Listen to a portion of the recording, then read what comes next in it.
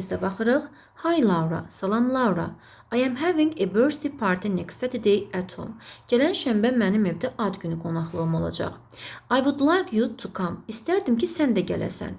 It will be fun and I'm sure you will enjoy the party. Əyləncəli olacaq və mən əminəm ki, sən qonaqlıqdan həzz alacaqsan. I have also invited a lot of people from my school. Mən həmçinin məktəbdən, yəni öz məktəbimdən çoxlu insanlar dəvət etmişəm. You know some of them. Sən onların bəzilərini tanıyırsan. Hope you can come. Ümid edirəm ki, sən gələ bilərsən. See you soon. Görüşənədək Merlin.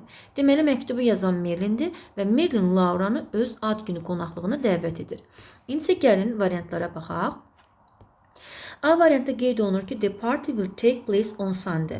Yəni, qonaqlıq bazar günü yox. Baxın, mətndə qeyd olunub ki, qonaqlıq şənbə günü olacaq.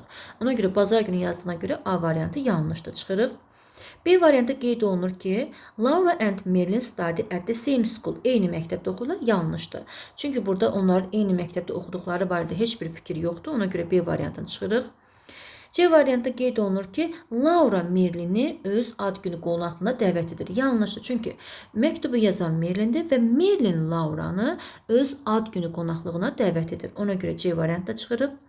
D variantda qeyd olunur ki, qonaqlıq restoranda olacaq. Yanlışdır, çünki qonaqlıq, baxın, at home evdə qeyd olunacaq. Ona görə D variantda çıxırıq, olacaq Y variantı. Və burada qeyd olunur ki, Laura dəvət olunan qonaqların bəzilərini tanıyır. Bəli, baxın, burada bu fikir, burada qeyd olunur ki, you know some of them. Sən onların bəzilərini tanıyırsan. Deməli, Y variantı doğrudur.